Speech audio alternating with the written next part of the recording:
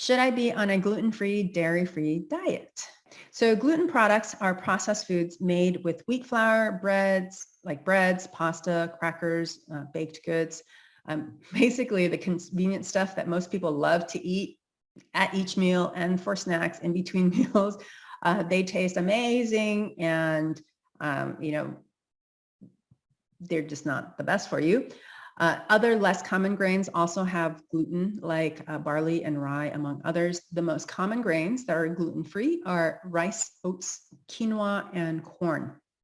The processed gluten products are very low in nutrients. We all know that, as compared to whole natural foods. So from a nutritional standpoint, there's zero need for them. They make you feel good. They make you feel full and taste great, which is why it's so hard to completely eliminate them for the average person. And I consider myself the average person.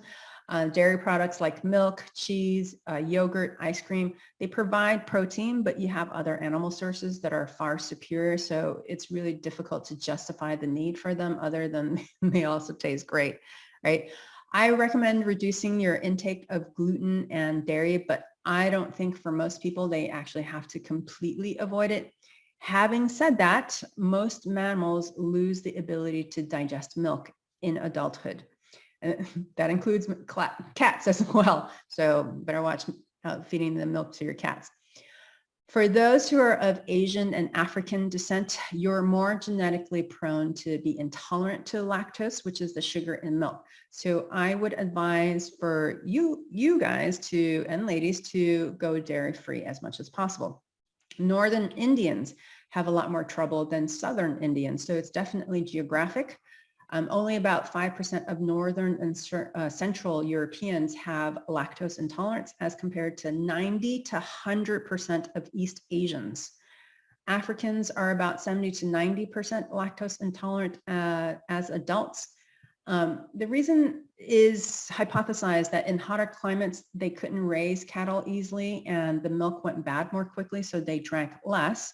So there wasn't the need to retain that genetic it's actually a mutation, that genetic variation that allowed a person to digest lactose into adulthood. They just didn't need it anymore. And whereas in the colder weather conditions in Europe, it was more favorable to raising cattle and allowed the milk to stay fresh longer. So they drank more milk and then they passed down the mutation that allows that lactose digestion into adulthood. In this case, the mutation was favorable, and that's why you have such a large variation among different populations and geographies.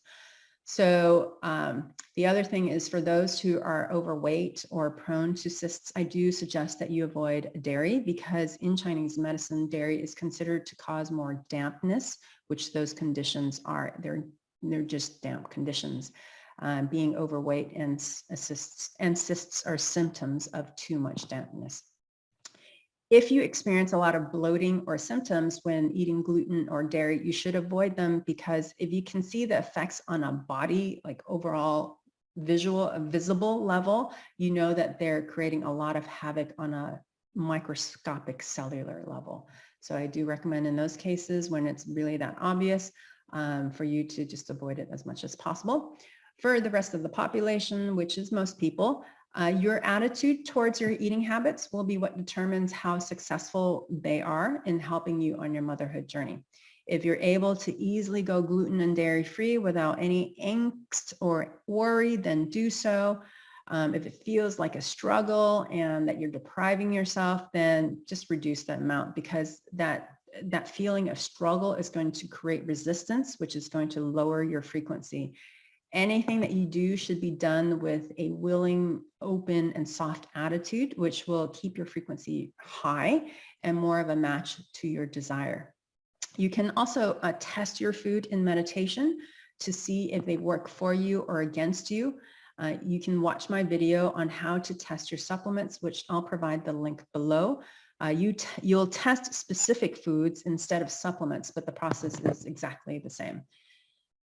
If you found this video helpful, like, subscribe, and share this video. I'm here to help women over 35 and into their 40s manifest the healthy baby that they dream of. My name is Julie Cheng. I hold live masterclasses where I answer questions from women on the motherhood journey and post clips on this YouTube channel. Click the link in the description below to join my email list to find out when they are. Thanks for joining me.